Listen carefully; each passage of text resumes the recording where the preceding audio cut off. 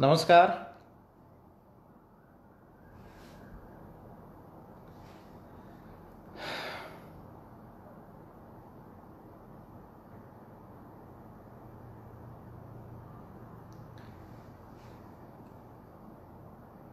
बरोबर 7 वाजलेले आहेत.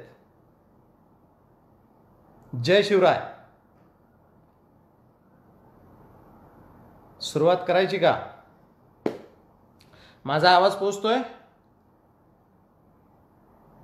मी बोलतोय ते कळतंय का सर्वांना?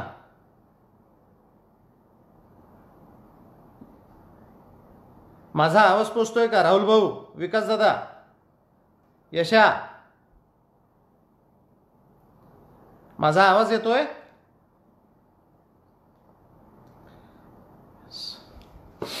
मी सुरुवात करतो.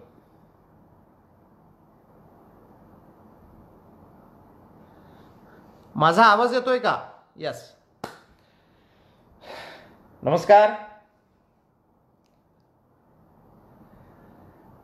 मंगलम माई भवानी, मंगलम भगवाध्वज, मंगलम पुंडलीकाक्षे, मंगलाय शिव छत्रपती.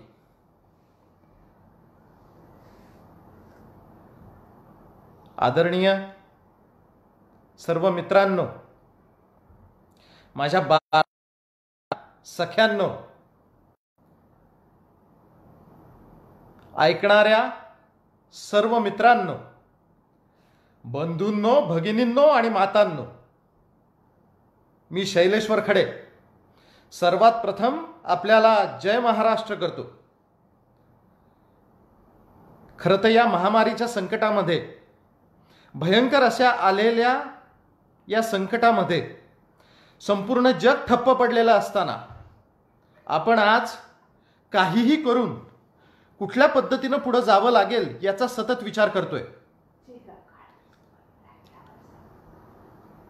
लावलं.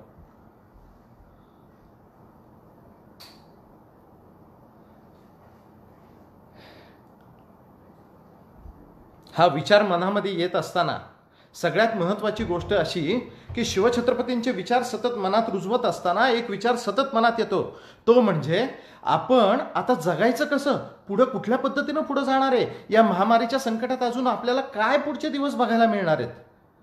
प्रत्येकाच्या मनात हा विचार असेलच मित्रांनो. मी सुद्धा गेले 2 महिने हाच विचार करत होतो. सतत सतत स्मशान वैराग्य म्हणतात याला. हे स्मशान वैराग्य भाळी आले की काय अशी परिस्थिती आता निर्माण झालेली होती. परंतु त्याला सुद्धा उपाय एकच, तो म्हणजे शिवचरित्र, असं माझ्या मनाने घेतलं. बऱ्याच मित्रांनी मला गेल्या 2 महिन्यामध्ये तुम्ही लाईव्ह या, तुम्ही बोला असं मला सांगितलेलं होतं. परंतु मी आजच पहिल्यांदी या 12 मावळच्या माझ्या सवंगड्यांच्या पेजवर पहिल्यांदी तुम्हाला तुमच्या भेटीसाठी आलोय. माझं नमन स्वीकार करा. मी आज तुम्हाला शिवचरित्रावरती शिव आख्यान मांडण्याचा प्रयत्न करणार आहे. आज माझा विषय आहे शिवनीती. माझे अतिशय जवळचे मित्र, या 12 मावळ परिसंघाचे ऊर्ध्वायू मला म्हणाले, शैलेशराव, जरा थोडंसं शिवचरित्र मांडताना त्याच गोष्टी न मांडता काहीतरी वेगळं मांडण्याचा तुम्ही प्रयत्न करा. मी म्हणले ठीक आहे, मांडायचा मी प्रयत्न करतो. शिवचरित्राचे 2 भाग, एक म्हणजे शिवचरित्राचा अभ्यास आणि दुसरं म्हणजे शिवचरित्राचा उपयोग. शिवचरित्राचा अभ्यास प्रत्येकजण प्रत्येकाच्या कुवतीप्रमाणे करतच असतो, पण या शिवचरित्राचा उपयोग कुठल्या पद्धतीनं अंमलात आणायचा हे आजची भयंकर परिस्थिती सुद्धा तुम्हाला आम्हाला शिकवते. पण माझ्या मित्रांनाच हेच सांगणं आहे, शिवचरित्राची आभा आणि शिवचरित्राचा गाभा असे 2 प्रकार सुद्धा या शिवचरित्रातले पडतात बरं का. पहिला प्रकार आहे शिवचरित्राची आभा. ही आभा कशी आहे, याच्यामध्ये एक गोष्ट लक्षात ठेवा. या आभेमध्ये तुम्हाला दिसतो तो अफजल खानाचा काढलेला कोथळा, त्याच्यानंतर दिसतो शाहिस्ते खानाची तोडलेली बोट, त्याच्यानंतर दिसतो महाराज सुरतेवर जाऊन आणलेली सुरतेची लूट, त्याच्यानंतर दिसतं शिवाजी महाराज आग्र्याच्या कैदेत सापडलेले आणि भयंकर अशा मानसिक स्थितीतून जात असताना केलेल्या पराक्रमातून संपूर्ण हिंदुस्थान थक्क करण्याचं काम शिवाजी महाराजांनी त्यावेळेस केलं आणि शिवाजी महाराज सुटून परत आले. अक्षरशः मगरीच्या दाढीतून सुटलेत महाराज. हे जे सुटलेत हेच आपल्याला त्या शिवचरित्राच्या आभामध्ये दिसतं. मग त्या आभामध्ये सगळ्यात शेवटी या राष्ट्राचा, या स्वराज्याचा, तुमच्या आमच्या मनातला सगळ्यात परमोच्च बिंदू म्हणजे शिवछत्रपतींचं झालेलं राज्यारोहण. 350 वर्ष गुलामगिरीच्या रौरवात पडलेला हा महाराष्ट्र अचानक 32 मण सोन्याचं सिंहासन निर्माण करतो काय? आणि एक 15 वर्षाचा फक्त मुलगा आपल्या बुद्धिपराक्रमे आणि वैभवे हे संपूर्ण आयुष्य आपलं सार्थकी लावतो काय? सगळं अगम्य आणि अतर्क्यच हे त्या आभामध्ये येतं. हा तो शिवचरित्राचा आभा आहे. आणि मग गाभा कुठला? जेव्हा आपण हा अभ्यास करतो, विचार करतो, आमच्यासारखी सगळी माणसं भयंकर पुस्तकं हातात घेऊन त्याचा धांडोळा घ्यायला लागतात. शिवचरित्राच्या प्रत्येक कागदपत्रातून, प्रत्येक सापडलेल्या एकेका विषयावरून त्याचा मागोवा घ्यायला लागतो. आणि मग त्याच्यातून, म्हणजे थोडक्यात सांगू का मित्रांनो, शिवचरित्राचा गाभा म्हणजे इतिहास संशोधक मंडळामध्ये जे रोज पेपर वाचले जातात ना, तिथं असलेलं व्याख्यान आहे ना, ते व्याख्यान आज तुम्हाला आम्हाला पटेल का, परवडेल का? नाही ना.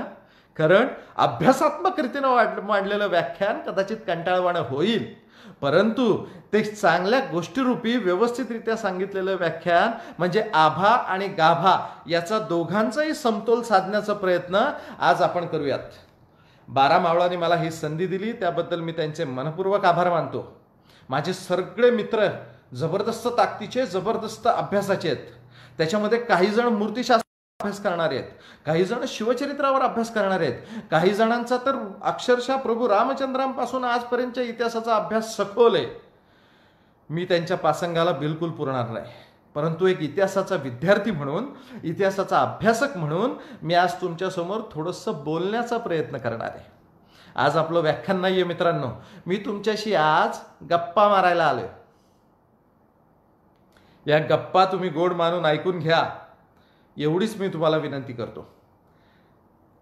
आता मी माझा विषय मांडायला सुरुवात करतो. माझा विषय मला दिलाय शिवचरित्रातली शिवनीती. मला माझ्या मित्रांनी फोन करून सांगितलं काय विषय घेताय. म्हटलं ठीक आहे, शिवनीतीच्या विषयावर आपण थोडंसं चर्चा करू, विवेचन करू. पण रात्री जेव्हा बसलो, शांत बसलो, तेव्हा विचार करायला लागलो, शिवनीती हा एक ग्रंथ होऊ शकतो, एवढा मोठा विषय. शिवाजी महाराजांची नीती समजण्याच्या पलीकडे आहोत आपण, कारण प्रत्येक विषयावर ही PhD होऊ शकते. शिवाजी महाराजांचा आरमार, शिवाजी महाराजांचं सैन्य, शिवाजी महाराजांची शेतीवाडी करण्यासाठी, उद्युक्त करण्यासाठी राज्याची असलेली, त्यांनी केलेलं कार्य, शेतीची प्रतवारी म्हणा, शेतीच्या बद्दल असलेलं त्यांची कणव म्हणा, शेतकऱ्यांबद्दल असलेली कणव म्हणा, हेच कशाला, स्वराज्यातल्या प्राण्यांवर सुद्धा त्यांचं जबरदस्त असं प्रेम आहे. हे सगळं जेव्हा आपण बघतो तेव्हा ही शिवनीती, प्रत्येक गोष्टीतली नीती आपण जर विचार करायला लागलो तर प्रत्येक विषयावर आपल्याला कमीत कमी 5-5 तास बोलता येईल. परंतु आज मी त्याच्यातही वीर रसाने मांडलेला असा शिवनीतीचा एक धांडोळा घ्यायचा प्रयत्न करतो, आणि तो म्हणजे शिवरायांची युद्धनीती. मित्रांनो, शिवरायांच्या युद्धनीतीमध्ये 4 प्रकार मी माझ्या पद्धतीनं पाडतो. एक तर शिवरायांचं बालपण, म्हणजे शिवबा असलेले शिवाजी महाराज. दुसरं राजश्री शिवबा असलेलं महाराजांचं तरुणपणाच्या आधीचे दिवस. पुढे शिवाजी महाराजांचं तारुण्य, राजश्री स्वामी, आणि नंतर राज्याभिषेक झाल्यानंतरचे प्रौढ असलेले शिवाजी महाराज. अशा 4 कॅटेगरीजचा विचार केला असता आपल्याला हा मनात विचार येतो, ठीक आहे, शिवाजी महाराज प्रगल्भ जेव्हा होते तेव्हा त्यांची नीती ही बळावत गेली, अत्यंत बुद्धिमत्तेच्या जोरावर त्यांनी हे सगळं निर्माण केलं, हे मात्र आपण समजू शकतो. परंतु या शिवाजीराजांची नीती आणि त्यांच्या वयाच्या 30 पर्यंत, म्हणजे तारुण्य संपेपर्यंत, याचाच आपण आज धांडोळा घेण्याचा प्रयत्न करणार आहोत, याचाच आपण विचार करणार आहोत. सगळ्यात महत्वाची गोष्ट मित्रांनो तुम्हाला सांगतो, आज आपण त्या विषयावर चर्चा करू. शिवाजी महाराजांची नीती कशा पद्धतीने होती. रामचंद्र पंत अमात्यांनी एक गोष्ट लिहून ठेवली शिवाजी महाराजांविषयी, ती काय, शरीर स्वास्थ्य न पाहता कोणाचेनेही कल्पविणार नाही आणि कोणाकडूनही होणार नाही ऐसे स्वांगे केले. नूतन सृष्टी निर्माण करायचा संकल्प घेऊन हा मुलगा वेदीवर उतरला. ही वेद होती साक्षात यमदेवाचीच. कधी यमदेव ती खेचून घेऊ शकत होता इतकं भयंकर धाडस करणारा हा महापुरुष. आणि फक्त 15 वर्षाचे वय असता यांनी शरीराची कसलीही काळजी केलेली नाहीये. आणि सतत सतत एकच उद्योग, हा शिवचरित्र हे शिवाजी महाराजांनी घडवण्याचा जो प्रयत्न केलाय त्याचा गाभा समजून घ्या मित्रांनो. एकच उद्योग की मला हे राष्ट्र निर्माण करायचंय. हा मनुष्य कोणाचेही कल्पविणार नाही ऐसे स्वांगे केले. नूतन या माणसांनी कोणाचे भेटी स्वतःहून गेले, कोणाला भेटीस बोलवले, कोणाचे डेरे चिरवून मारामारी केली. ऐसे ज्या ज्या उपाय जो शत्रू आक लावा त्या त्या उपाय तो शत्रू अहिवंतापासून जिंजी कावेरी पर्यंत लक्ष लक्ष आरमार, घोडा, पायदळ हे सर्व निर्माण करणारा या दिगंती असलेला एकच राजा तो म्हणजे शिवाजी राजा. आणि त्याचं एकच राज्य म्हणजे ते शिवराज्य. फार सुंदर लिहून ठेवलंय, अभ्यास करायला पाहिजे, वाचा. आणि मग हा शिवाजी राजा कशा पद्धतीनं पुढे पुढे चाल करून जातोय, काय करतोय, याची नीती, याचा धांडोळा आज आपण घेणार आहोत. शिवाजी महाराजांचं बालपण कसं गेलं हे कदाचित बऱ्याच जणांना माहितीच आहे. मी त्या विषयात घुसत नाही. शिवाजी महाराजांनी पुढच्या काळामध्ये जे काही अगम्य अतर्क्य अशी गोष्टी केल्या, त्यांनी तोरणा घेतला, मग राजगड बसवला. राजगड बसवल्यानंतर ते शिरवळवर आले, शिरवळचं युद्ध झालं, नंतर बेलसरची लढाई झाली, पुरंदरची लढाई म्हणून ती प्रसिद्ध आहे. आदिलशाहीला जो झपाटा द्यायचा तो त्यांनी दिला, इथपर्यंत ठीक आहे. पुढे शिवाजी महाराजांचं वय होतं 25 वर्षाचं. ही गोष्ट मी तुम्हाला सांगतोय 1655 सालातली. 1655 साल दक्षिणेच्या राजकारणात युद्धाचे ढग जमायला लागले होते. हे ढग काय अशी परिस्थिती निर्माण झाली होती. पार्श्वभूमी अशी होती मित्रांनो, दिल्लीचा बादशाह शहाजहान, त्याला एक मुलगा होता, त्याचं नाव अबुल मुझफ्फर मुईउद्दीन औरंगजेब बादशाह. हा औरंगजेब आहे. हा औरंगजेब हा सुभेदार आहे, म्हणजे हा शहजाद. हा औरंगाबादचा सुभेदार म्हणून आला. औरंगाबादला साली तो येऊन दाखल झाला. आल्यानंतर त्याची महत्वाकांक्षा मोठी होती, त्याची मनीषा अक्षरशः मोठी होती. पुढे नंतर त्याला वारसा युद्ध लढायचं होतं. तख्ताकडे त्याची एक नजर होती आणि एक नजर त्याची दक्षिणेत होती. म्हणजेच या दक्षिणेतल्या राजकारणावर युद्धाचे ढग जमू लागले होते. त्याची महत्वाकांक्षा अशी होती की त्याला काही करून गोळकोंडा सुद्धा आणि विजापूर सुद्धा ताब्यात घ्यायचं होतं. गोळकोंड्याचा बादशाह कुतुबशाह याच्या पदरी एक वजीर होता, त्याचं नाव मीर जुमलाचं कुतुबशहाशी बिलकुल पटत नव्हतं. या मीर जुमल्याला काही करून खदेडायचा, मारायचा असा मानस अंगी घेतलेला कुतुबशहा त्याच्या मागावर होता.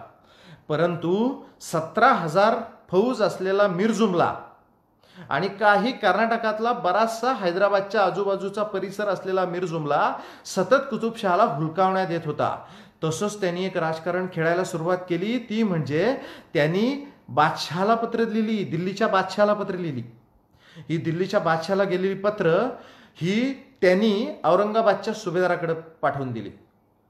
औरंगाबादचा सुभेदार होता अबुल मुझफ्फर मुईउद्दीन औरंगजेब. आणि या औरंगजेबाने ताबडतोब मनाची घेतलं की ही संपूर्ण मुलूक हा तख्तताराज करून टाकायचा, ताब्यात घ्यायचा. कारण त्याची हैदराबादच्या गोळकोंड्याच्या या कुतुबशाहीवर नजरच होती. त्याचं कारणही वेगळं होतं.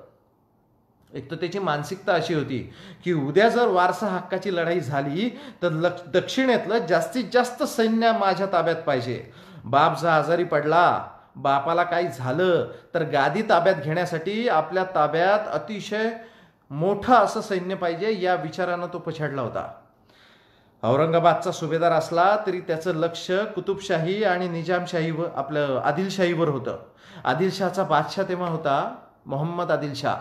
मोहम्मद आदिलशहाला पण कळून चुकलेलं होतं की काहीही झालं तरी हा औरंगजेब आपल्याला सोडणारा नाहीये, म्हणून तो आतल्या हातानं हा कुतुबशाहीला मदत करत होता.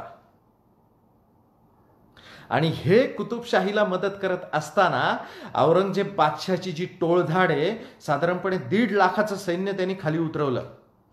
औरंगाबादचा सुभेदार असलेला हा औरंगजेब स्वतःचा मुलगा सुलतान महम्मद त्याला त्यांनी हैदराबादवर स्वारी करण्यासाठी पुढे पाठवलं. माळव्याचा सुभेदार होता तेव्हा त्याचं नाव होतं शाहिस्ता खान. या शाहिस्ता खानाची फौज सुद्धा त्यांनी बोलवून घेतली. आता या सगळ्या राजकीय घडामोडींवर शिवाजी महाराजांचं बारीक लक्ष आहे. तुम्ही म्हणाल हा दक्षिणेकडे सरकला, हा तिकडे कर्नाटकातलं सांगतोय, मग शिवाजी महाराज कुठे आहेत?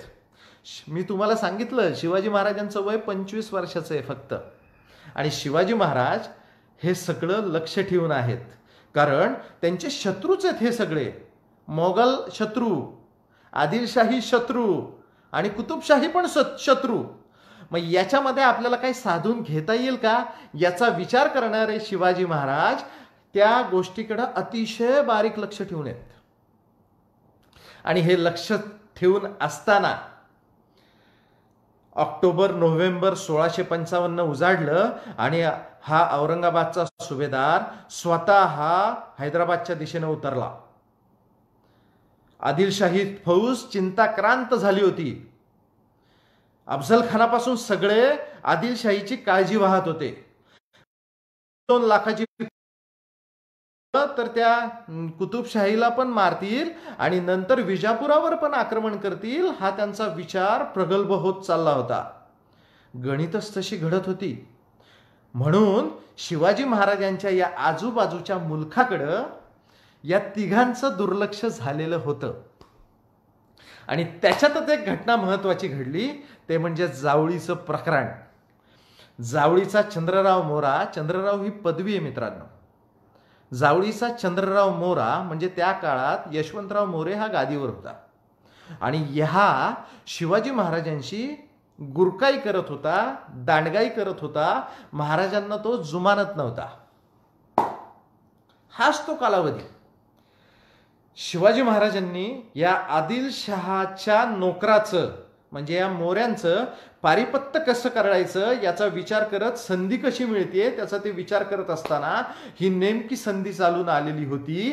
ती म्हणजे दक्षिणेचं राजकारण तापलेलं, त्याच्यामध्ये दक्षिणेकडच्या या तिन्ही शाह्यांपैकी कुणी या मोऱ्यांच्या मदतीला येणार नाही ही मानसिकता घेतलेले शिवाजी महाराज, ही युद्धनीती खेळणारे शिवाजी महाराज हळूच आपल्या भोर संस्थानापर्यंत असलेल्या राज्याच्या सीमा वाढवण्यासाठी उद्युक्त झाले. त्यांनी थोडक्यात पुढची सीमा ठरवली, ती म्हणजे जावळी, जयवल्ली मला ताब्यात घ्यायचीच आहे. काही करून मला ही ताब्यात घ्यायचीच आहे या विचारानं. आणि त्याच्यात प्रसंग असे घडत गेले, ते म्हणजे दांडगाई माजवली. भोर परगाण्यात येऊन मोऱ्यांनी सुद्धा बरीच जण मारली. रामाजी वाडकरला मारला, त्याचा लुमाजी पाटलाला मारला. त्याच्यानंतर तिथं एक हाऊबाईशी वर बलात्कार केला गेला होता. त्याच्या रंगोबा सोनटक्के तो आपल्या मोऱ्यांकडे जाऊन लपला होता, त्याला त्यांनी राजाश्रय दिला. राज्याचा कैदी हा त्यांनी राजाश्रय दिला. ह्या कागाळ्या हे मोरे मंडळी करायला लागली. हीच घटना घडत होती. महाराजांची युद्धनीती मी तुम्हाला सांगतोय मित्रांनो, लक्षात घ्या. तिन्ही शाया आपापसात भांडणात अडकलेल्या आहेत. तिघांचं सैन्य हे आपापल्या प्रदेशाच्या सरहद्दी सांभाळण्यासाठी गुंतून पडलंय. याच्यात आपलं कमी सैन्य असलेला शिवाजी राजा हा आपल्या प्रदेशाच्या सीमा वाढवण्यासाठी, सतत तजवीज करण्यासाठी बुद्धिबळाचा डाव मांडून बसलाय आणि त्याला अचूक संधी सापडली. ती ही, मोरे काही करून कितीही त्यांनी विजापूरच्या आदिलशहाची मदत मागितली तरी त्यांना मदत मिळणार नाही. हीच संधी साधून डिसेंबर 1655 शिवाजी महाराज जावळीमध्ये उतरले. जावळीचे 4 भाग पडतात मित्रांनो. एक म्हणजे जावळीचं जयवल्ली, स्वतः जावळी, नंतर चतुर्बेट बरोबर. त्याच्यानंतर जोहर खोरं.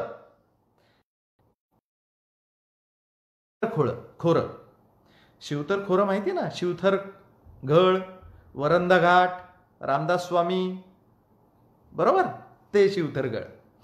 हे शिवतर खोरं, हे सगळा मुलूक ताब्यात घेण्यासाठी शिवाजी महाराज उद्युक्त झाले.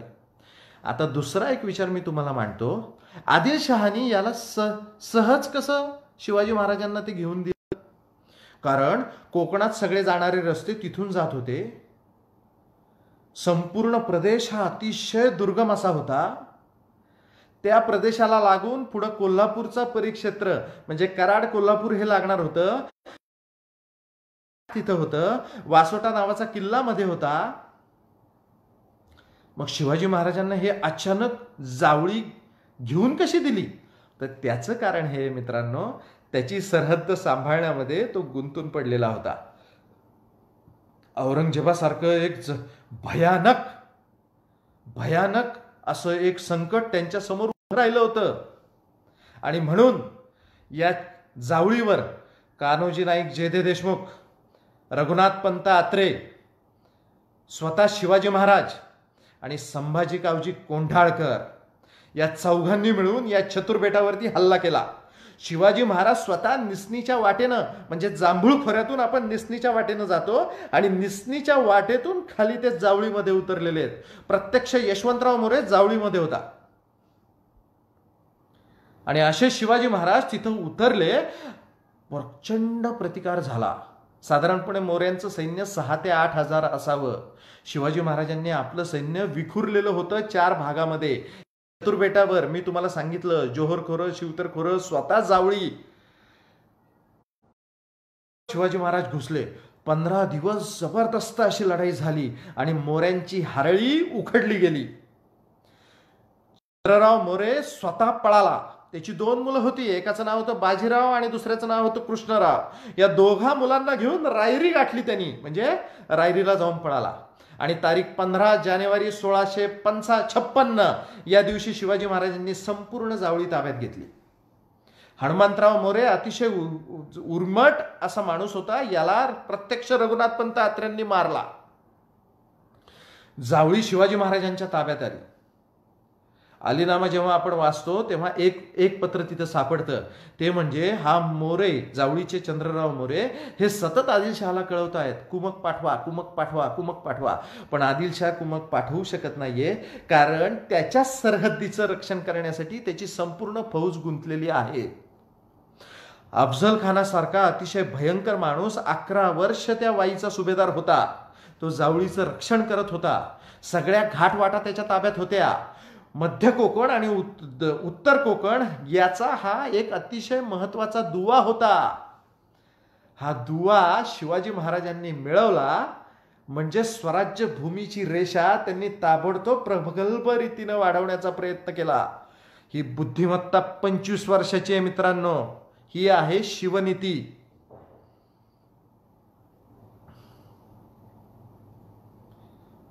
औरंगजेबानं मीर जुमल्याच्या राजकारणातून एक गोष्ट साध्य केली. त्या औरंगजेबाचा डोळा होता तो कुतुबशाहीच्या गोळकोंडांच्या हिऱ्याच्या माणकांच्या खाणीकडं. अतिशय प्रेशियस रत्न त्याच्यातून मिळत होती कुतुबशाहीला. आणि ह्या कुतुबशाहीची रत्न त्याला काही करून मिळवायची होती. म्हणजे पैसा मिळवण्यासाठी, सैन्य मिळवण्यासाठी आणि सगळ्यात महत्वाची गोष्ट, या सगळ्या दक्षिणेवर औरंगजेबाचा स्वतःचा एक धाक बसवण्यासाठी तो 1655च्या उत्तरार्धात आणि 1656च्या मध्यात यांनी ही मोठी स्वारी केली आहे. हे राजकारण त्यांनी साध्य कसं केलं माहितीये मित्रांनो? त्यांनी मीरला ताब्यात घेतला. त्याची 18,000ची फौज औरंगजेबाची झाली. बरोबर. माळव्याचा सुभेदार होता,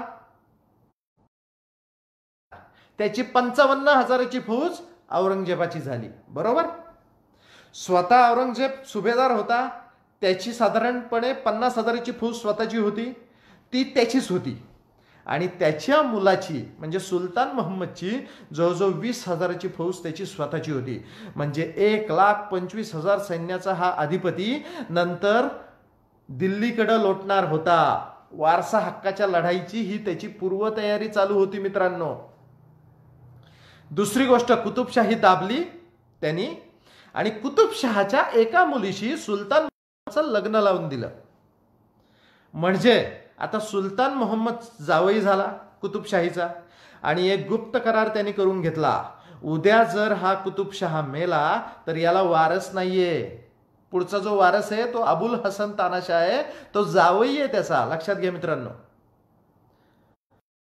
मग हा जो कुतुबशहा आहे हा उद्या जर मेला गादीवरनं तर ही गादी माझ्या मुलाला म्हणजे सुलतान मोहम्मदला मिळावी, ही सुद्धा दूरदृष्टीप्राणाचं राजकारण हा औरंगजेब करतोय. आणि या बारीक राजकारणाकडे लक्ष आपल्या शिवाजी राजाचं आहे. शिवाजी महाराजांचं नजरबाज हेर खातं इतकं प्रगल्भ आहे की ते अक्षरशः औरंगजेबाच्या डोळ्यातला सुरमा काढून आणण्यात पटाईत आहेत. आणि हा असा औरंगजेब ते राजकारण साध्य करून बिदर कल्याणी भागात आला 1657, 56 उत्तरार्ध आणि 57 मध्य. मी अजून पुढे सरकतोय. शिवाजी महाराजांनी जावळी ताब्यात घेतलेली आहे आणि आता शिवाजी महाराजांकडचं लक्ष दुसरीकडेच चाललंय. ते कुठं चाललंय मी आता तुमच्या समोर मांडतो. 1638-37 साली एक करार म्हणजे शहाजी राजांना नेस्तनाबूत केल्यानंतर निजामशाहीचा मुर्तजा ताब्यात घेतल्यानंतर ही शाही वाटून घेण्याचं मोठं काम हे दिल्ली आणि विजापूरनी करून घेतलं होतं.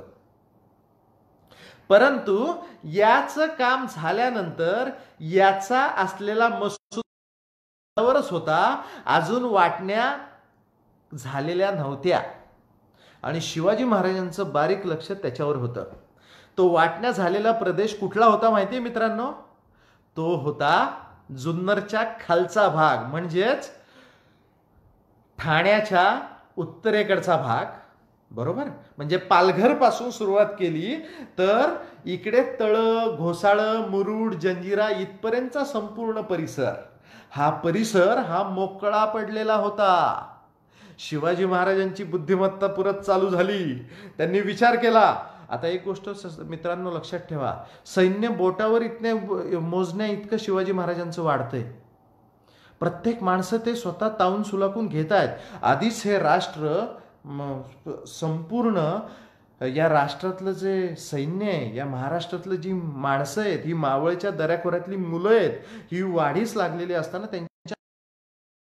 त्यांच्या मनात आत्मविश्वास निर्माण करण्याचं काम शिवाजी महाराजांनी सर्वप्रथम केलं. ही माणसं बसलेली होती ती उभी केली, उभी होती ती चालायला लावली आणि चालायला लागलेल्या माणसांच्या कमरेला तलवारी ढाली बांधून ती लढायला लावली. हे शिवाजी राजाचं कर्तृत्व, ही शिवाजी महाराजांची नीती. हे राज्य व्हावे हे मनात फार आहे.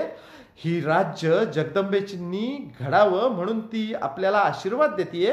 हे सतत बोलणारा शिवाजी राजा त्या काळातल्या अध्यात्माचा विचार करणाऱ्या माणसांवर पण गारुड घालणारा आहे. ही गोष्ट मित्रांनो लक्षात ठेवा. पुढं ते दिसतच आहे आपल्याला. आणि महाराजांनी हा कल्याण भिवंडीचा परिसर ताब्यात घेण्यासाठी पावलं उचलायला सुरुवात केली. औरंगजेब बादशाह कल्याण भिवंडी मध्ये विजापूरशी युद्धामध्ये असताना अचानक हेर खात्यातून दिल्लीकडून खबर आली की हा शहाजहान बादशाह आजारी पडलाय. दिल्लीच्या कोटामध्ये तो आजारी पडलाय. या दिल्लीच्या बादशाहाची मुलं बाप जेव्हा आजारी पडायचा तेव्हा मुलांना प्रचंड आनंद व्हायचा, दुःख नाही व्हायचं. पटकन लगबग व्हायची. कशासाठी? तर गादी बळकावण्यासाठी. बाप आजारी पडलाय तर त्याच्या औषधोपचाराची किंवा तो आजारी पडलाय म्हणून काळजीयुक्त बापाला भेटण्यासाठी जाण्याची यांची घाई नाहीये. ही घाई आहे सत्ता स्पर्धेची घाई आहे. यांना दिल्लीचं तख्त ताब्यात घ्यायचंय. खरं तर या दिल्लीचा मोगल बादशाह पुढचा जो होणार होता त्याचं नाव दारा होतं. कायद्याप्रमाणे दारा हा मोठा मुलगा हा गादीवर बसणार होता. परंतु हा मोठा मुलगा बसू नये याच्यासाठी जी स्ट्रॅटेजिक मोबिलिटी, स्ट्रॅटेजिक वॉर पद्धती औरंगजेब अक्षरशः अगदी बेरकी नजरेनं, बारकाईनं तो त्याच्या बुद्धिबळाचा वेगळा पट मांडत होता. आणि इकडे आपले शिवाजी महाराज पुण्याच्या आजूबाजूला बसून एक वेगळा पट मांडत होते. महाराजांनी पाहिलं दिल्लीची खबर आलेली आहे, दिल्लीचा बादशाह आजारी पडलेला आहे. आता औरंगजेबाची घाई वरती सरकण्यासाठी म्हणजे दिल्लीकडे जाण्यासाठी होईल. मग आपण आता काय करावं? त्यांनी ताबडतोब आपली 2 माणसं आणि स्वतः ते 5,000च्या फौजनिशी खाली उतरले. कान्होजी नाईक जेदे देशमुखाकडं एक सदरेवर एक माणूस होता, त्याचं नाव होतं सखो कृष्ण लोहगरे. रघुनाथ पंत आत्रे आणि सखो कृष्ण लोहकर यांना कल्याण आणि भिवंडी काबीज करण्यासाठी शिवाजी महाराजांनी ताबडतोब तिकडे पाठवलं. ठाण्याच्या बाजूला ही झालेली लढाई तारीख 24 ऑक्टोबर 1657 या दिवशी झाली आहे. त्या दिवशी मित्रांनो काय माहितीये? वसुबारस. शिवाजी महाराज इकडे लाडू चकल्या खात नाही बसलेले, 5,000ची फौज घेऊन ताबडतोब युद्धभूमीवर खाली हजर आहेत. हे आहेत शिवाजी महाराज. कल्याण भिवंडी गराडली ताब्यात घेतली याची बातम्या ताबडतोब जाताना महाराजांनी ताबडतोब तळ घेतलं, घोसाळं घेतलं, इकडे सगळा मुलूक घ्यायला सुरुवात केली. लोहगड घेतला, विसापूर घेतलं. महाराज इकडे तुंगमध्ये घुसले, तिकोना घेतला, पुढे खाली सरकायला लागले. अशी 40 किल्ल्यांची मोहीम या 27 वर्षाच्या मुलानं आखली. ही स्वराज्य अतिशय महत्वाची असलेली मोहीम त्यांनी पूर्णत्वाला नेली. संपूर्ण स्वराज्य त्यांनी दुपटीनं तिपटीनं वाढवण्याचा उद्योग वयाच्या 25व्या ते 27व्या वर्षापर्यंत केला. तिथंच एक अतिशय महत्वाची घटना घडलेली मी तुम्हाला एक सांगतो मित्रांनो. शिवाजी महाराज कसे आहेत म्हणजे आता मी तुमच्याशी जे बोलतोय ते महाराजांच्या 25 ते 27 वर्षाच्या कालखंडाबद्दल बोलतोय. म्हणजे 3च वर्षाच्या कालखंडावर शिवाजी महाराजांच्या युद्धनीतीवर इतका मोठा प्रकाश पडतो. तर मग शिवचरित्राचा जर अभ्यास करायला गेलं तर मग तुम्ही विचार करा, काय काय तुम्हाला विचार करून ते सगळं बघावं लागेल, मांडावं लागेल. आपले डोळे विस्फारतील, कारण आपण सामान्य माणसं आहोत. शिवाजी महाराज पण सामान्यच होते, पण याच असामान्य मुलानं 350 वर्षापूर्वी संपूर्ण देश हिरवागार पडलेला असताना एक भगवा राष्ट्र निर्मितीच्या कार्यानं उद्युक्त होऊन याच माणसानं पावलं उचलायला सुरुवात केली. आणि याच मुलानं पुढं आहत तंजावर तहत पेशावरच काय संपूर्ण जग थक्क करून सोडलं. या 12 मावळच्या सगळ्या लंगोटीवाल्या मित्रांना बरोबर घेऊन हा राजा सतत दौडतोय. स्वतः बरोबर ही सगळी मंडळी ताब्यात तर आहेतच, पण बरोबर यमदेवाचं बोट सुद्धा धरून हा मुलगा चालतोय मित्रांनो. सतत मृत्यूचं बोट त्याच्या हातामध्ये. कधी काय घडेल माहित नाहीये. पुढं भयंकर प्रसंग अजून यायचेत. मी आधीच सगळं सांगतोय तुम्हाला. मग या मुलाच्या बुद्धिमत्तेची किती मोठी प्रशंसा करावी याचा विचार माझ्यासारखा एक इतिहासाचा विद्यार्थी करत असतो. मग मला भरून येतं.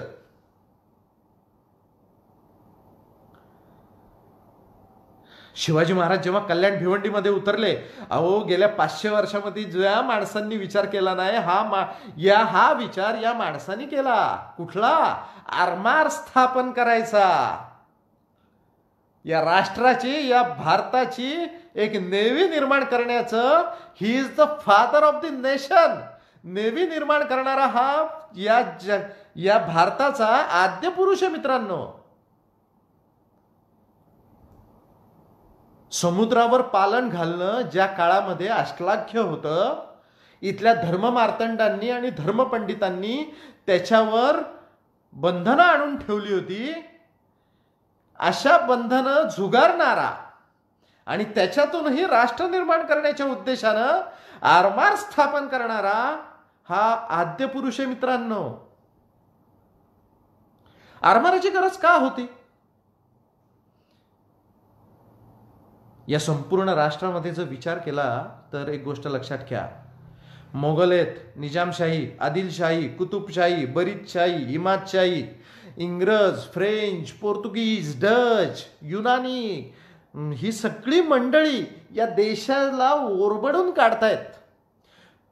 याच्यामध्ये पोर्तुगाल ही युरोपियन कंट्रीज ज्या आहेत त्यांच्याकडे आरमाराची तजवीज भरपूर चांगल्या प्रमाणात आहे. परंतु या देशावर राज्य करणारी ही जी मंडळी होती यांच्याकडे गलबतच नव्हती. जंजिराच्या सिद्ध्याचा आरमार, अबेसिनियन सिद्धी, याचं आरमार हे मोगलांच्या आणि आदिलशहाच्या तर्फेत होतं. कुठल्याही राज्यकर्त्यांनी, मग तो संपूर्ण हिंदुस्थानचा राज्यकर्ता असो किंवा इथला बारीक सारीक संस्थानांचा राज्यकर्ता असो, यांचा कुठलाचाही विचार तिथपर्यंत पोहोचू शकला नाही. तो विचार शिवाजी महाराजांनी वयाच्या 27व्या वर्षी केलाय. मला आरमार स्थापन करायचंय. एकतर रेव्हेन्यू निर्माण करण्यासाठी सगळ्यात महत्वाची गोष्ट म्हणजे जास्तीत जास्त जकात मिळवण्यासाठी. एक गोष्ट विचार करा मित्रांनो, शिवाजी महाराजांनी काय विचार केला असावा तो मी तुमच्या समोर मांडतो. सौराष्ट्र, गुजरात आत्ताचा सुरत, बरोबर, तिथून खाली गोवा इथपर्यंत जवळजवळ 750 किलोमीटरचा समुद्र किनारा हा या भागाला लाभलेला आहे. आणि या 750 किलोमीटरच्या समुद्र किनाऱ्यावर 84 बंदरं आहेत, बरोबर. युरोपातून, सौदी अरेबियाच्या आखातातून, पर्शियातून, संपूर्ण जगातून म्हणजे मादागास्कर पासून, आफ्रिकन कंट्रीज पासून सगळ्याचा विचार केला तर व्यापार करण्यासाठी ही सगळी माणसं जेव्हा भारताच्या समुद्र मार्गाने जातात आणि त्यांचा तिकडचा माल ते आणून 84 बंदरात आणून विकतात, ती ही सगळी बंदरं माझ्या ताब्यात हवी आहेत, हा विचार शिवाजी महाराजांनी केला. माझा आरमार, माझी गलबतं, माझी फ्रिगेट्स, माझ्या युद्धनौका, माझ्या डुंगी, माझी मछवं, माझ्या पाली, माझी नेरलं, माझा भगवा झेंडा आणि हे माझंच राज्य. आणि या माझ्या राज्यामध्ये जे सगळे व्यापार करतील त्यांनी जकात भरणं गरजेचं आहे. आणि ही जकात माझ्या सवंगड्यांसाठी, माझ्या राज्यासाठी, माझ्या हिंदवी स्वराज्यासाठी अतिशय मोलाची ठरणार आहे. हा विचार 27व्या वर्षी करून शिवाजी महाराजांनी हे पाऊल उचललं. दुसरी गोष्ट, कोकणात फिरत असताना त्यांना चाचीगिरी करणारी प्रचंड मंडळी त्रास देत होती. कोकणपट्टीतल्या सगळ्या भंडारी, गावित, सिकेपी, ही सगळी कोळी या जमातीची सगळी माणसं शिवाजी महाराजांना सतत या तक्रारी करत होती की चाचेगिरी करणारी हे हबशी युरोपातली माणसं समुद्र किनाऱ्यावरच्या असलेल्या मंडळींना खूप त्रास देतात. याचा सुद्धा बंदोबस्त व्हावा, रेव्हेन्यू चांगला मिळावा, स्वतःचा आरमार दर्यावरती पालन घालावं आणि आपली पण गलबत ही बाहेरच्या देशात जाऊन फिरून यावीत, तिथं व्यापार करण्यासाठी उद्युक्त करावीत, हा विचार या 27 वर्षाच्या मुलामध्ये येतो. विचार करा. आणि महाराजांनी ताबडतोब आरमार स्थापन करण्यासाठी त्या कल्याणच्या खाडीमध्ये दुर्गाडी नावाचा किल्ला आहे, त्याच्या तिथं स्वाली बसवली. स्वाली म्हणजे कारखाना तयार केला. त्या कारखान्यावर त्यांनी अतिशय बेरकी आणि बारीक नजरेनं 2 माणसं ठेवली. एकाचं नाव होतं लुई वेंता व्हिएगस, हे पोर्तुगीज आहेत, आणि दुसऱ्याचं नाव आहे फेर्नाव वेंता व्हिएगस. लुई आणि फेर्नाव हे वडील मुलगा आहेत. फेर्नाव शिवाजी महाराजांवर अतिशय प्रेम करतोय असं एका कागदपत्रात सापडलंय. त्याला तो शिवाजी महाराजांचं दिसणं वागणं अतिशय आवडायचं असं त्यांनी लिहिलेलं आहे. आणि हा लुई वेंता व्हिएगस स्वतःबरोबर 200 गोरे आणि 300 काळे अशी माणसं त्यांनी कामगार म्हणून आणली. आणि या 502 लोकांनीशी शिवाजी महाराजांनी आरमार स्थापन करायचा संकल्प केला. मित्रांनो, आपल्याकडे ते कारागीर नव्हते का? नव्हते. युरोपियन टेक्नॉलॉजी, युरोपियन टेक्निक हे असं होतं. एक गोष्ट लक्षात घ्या मित्रांनो, जेव्हा समुद्राच्या मध्ये होडगं किंवा आपलं गलबत असायचं आणि अचानक हल्ला झाल्यावर त्या गलबतावरच्या तोफा उडवाव्या लागायच्या. बरोबर, युद्धप्रसंगात तोफा उडवाव्या लागणार.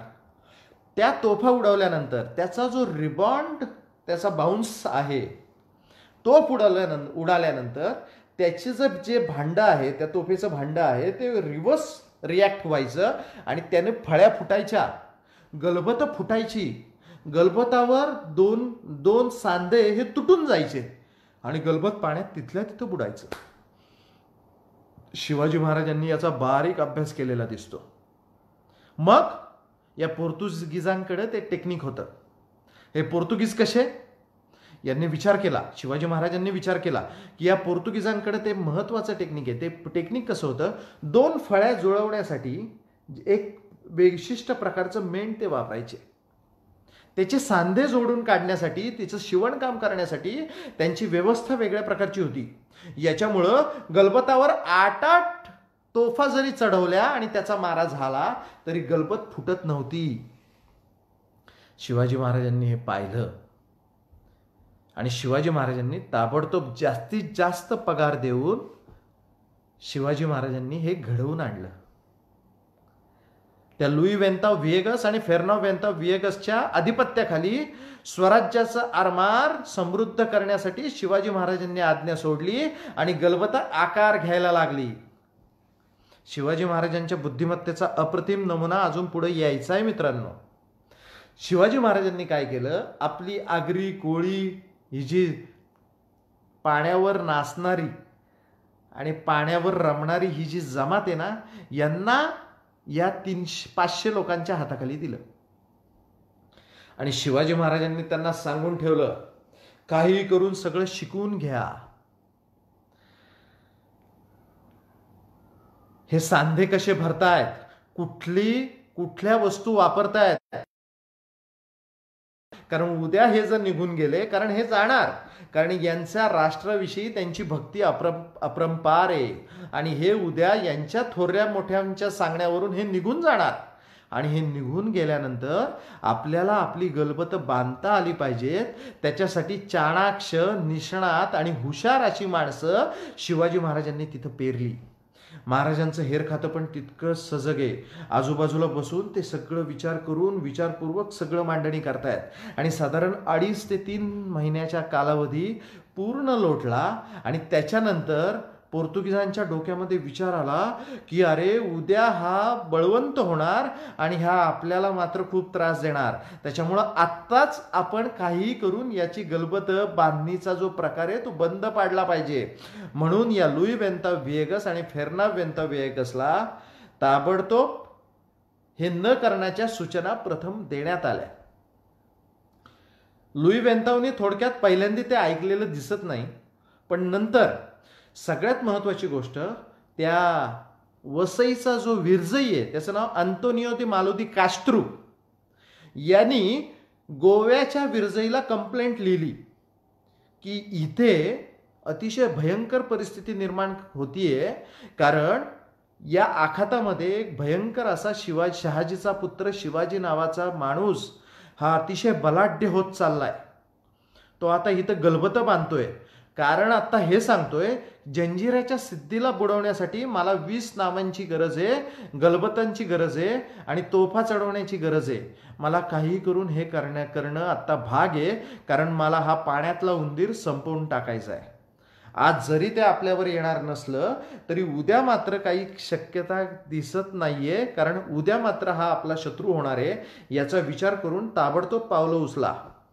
गोव्यामध्ये परिषद भरली गेली. गोव्याच्या विरजईनं ताबडतोब आज्ञा दिली या लुई वेंताव विएगसला आणि फेर्नाव वेंताव विएगसला की तुम्ही जे काम करताय हे राष्ट्रघातकी आहे. पोर्तुगालच्या राजाची ही केलेली तुम्ही अनमानीय आहे. तुम्ही हे जर कराल तर उद्या तुम्हाला राजाचे तुम्ही दोषी म्हणून ठराल आणि तुम्हाला ती शिक्षा केली जाईल. त्या पत्रामध्ये एक सुंदर वाक्य आहे मित्रांनो, मी तुम्हाला ते सांगू का? हा पोर्तुगीजांचा हा गोव्याचा विरजई म्हणतोय की गोवा हा पोर्तुगालचा अविभाज्य घटक आहे. पोर्तुगीज असं म्हणू शकतात? पोर्तुगाल कुठं आहे? आणि या पोर्तुगीजच्या राजाचा गोवा हे अविभाज्य घटक आहे. हे 7 समुद्रापलीकडे असलेले, उंदराच्या काना एवढे असलेले देश पटकन नकाशात सापडतही नाहीत. आणि ही माणसं असं बोलू शकतात की गोवा हा आमचा अविभाज्य घटक आहे? हे म्हणजे असं झालं की तुमचा हात हा माझ्या शरीराचा अविभाज्य घटक आहे. बरोबर? शक्यच नाहीये, असं घडूच शकत नाही. पण हे पोर्तुगीज हे लिहू शकतात, हे बोलू शकतात. म्हणजे विचार करा, त्यांची मगरुरी, त्यांची सत्ता स्थापनेची महत्वाकांक्षा, आणि इथं आपण व्यापाराला आलोय आणि काही करून हे सगळं ताब्यात घ्यायचंय, हा त्यांचा विचार पहिल्यापासून ठरलेला होता. म्हणून शिवाजी महाराज म्हणतात, ये तो अंग्रेज टोपीकर, यांची तलवारीचे धारेवरच धरले पाहिजे. यांना भूमीची माया फार. व्यापाराच्या दृष्टीनं ते येतात आणि हिथली भूमीच गिळंकृत करण्याचा यांचा मानस, हे शिवाजी महाराज म्हणतायत. म्हणजे विचार करा मित्रांनो. आणि मग या लुई वेंताव आणि फेर्नांडो वेगसचं काय झालं? त्यांना कळून चुकलं, अरे बरोबर आहे, पोर्तुगालच्या राजाचं आपण काहीतरी चुकीचं करतोय. म्हणून ते एका रात्रीत त्यांनी स्वतःची ही 400-500 माणसं घेतली आणि मुंबईला पळून गेले. शिवाजी महाराजांनी हे पाहिलं. महाराजांनी आपली माणसं तिथे घातली आणि मग याच माणसांनी पुढं स्वराज्याचं समृद्ध आणि संपन्न असं आरमार तयार केलं. पुढच्या कालावधीमध्ये शिवाजी महाराजांनी ताबडतोब एक गलबत बनवण्याचा कारखाना संगमेश्वरी पण निर्माण केला. आणि त्यांनी जे गलबत बनवलं, त्या गलबताचं नाव ठेवलं संगमेश्वरी. त्याला मराठी मुलखामध्ये संगमिरी म्हणायचे. मित्रांनो, हा असा आपला शिवाजी राजा. वय वर्ष 25, 26, 27 आणि काय अगम्य आणि अतर्क्य कारभार करतोय तो बघा. पुढं तर अफझल खानाचं प्रकरण येणार होतं, ते 1659ला आलं. पुढं शिवाजी महाराजांवर शाहिस्तेखान चालून येणार होता, मिर्झा राजा येणार होता. हे सगळं पुढे. पण त्याच्या आधी घडलेल्या ह्या महत्वाच्या गोष्टी आहेत. इथं शिवाजी महाराजांची युद्धनीती दिसतीये. स्वतःचा मुलूक वाढवण्यासाठी असलेली त्यांची महत्वाकांक्षा, ही कशासाठी? हे राज्य श्रींचं व्हावं, हीच सगळ्यात महत्वाची इच्छा आहे. देवाधर्माचं राज्य निर्माण करण्यासाठी हा मुलगा सतत आगीशी खेळतोय. ही आग जबरदस्त आहे मित्रांनो. पण या आगीशी खेळणारी ही 12 मावळची आणि संपूर्ण तुमचे आमचे वंशज त्याच्यामध्ये आहेत. हे अतिशय महत्वाची गोष्ट.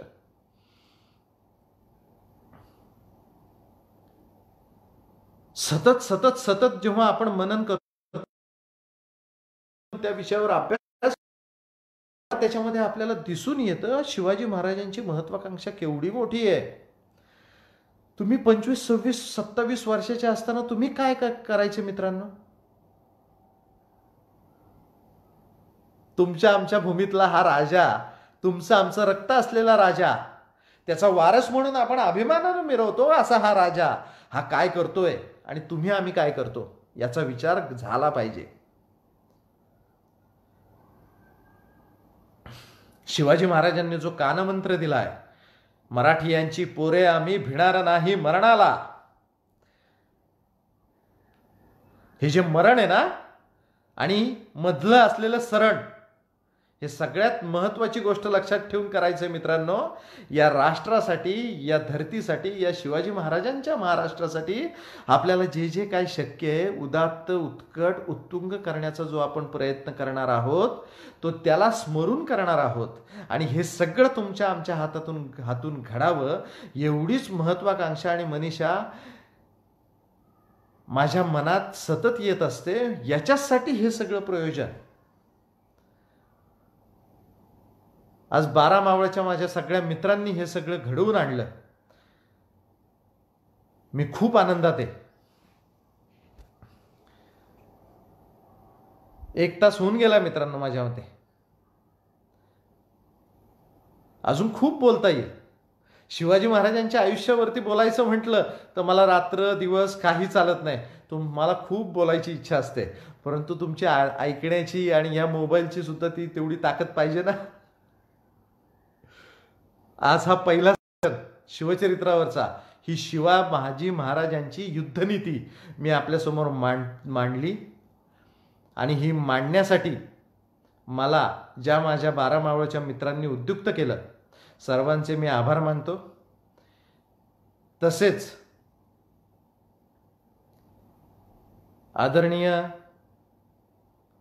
सगळी माझी मित्रमंडळी यांनी स्वतःच्या तब्येतीची, स्वतःच्या घरच्यांच्या तब्येतीची आणि संपूर्ण जवळपास राहणाऱ्या सुद्धा लोकांची या अत्यंत महामारीच्या कोविड-19 कोरोना व्हायरसच्या प्रादुर्भावामुळे झालेल्या अतिशय भयंकर परिस्थितीला तोंड देताना तुमचं आम्ही सतत सजग राहावं, सर्वांची काळजी घ्यावी. आणि हेच करत असताना शिवचरित्रावरती किंवा तुमच्या आवडत्या कुठल्याही राष्ट्रपुरुषाच्या आयुष्यावरती सतत मनन चिंतन करून हे राष्ट्रनिर्मितीच्या कार्यासाठी तुमचं आमचं योगदान सतत घडावं, हीच मनीषा व्यक्त करतो आणि थांबतो. जय हिंद, जय महाराष्ट्र, वंदे मातरम. थांबू.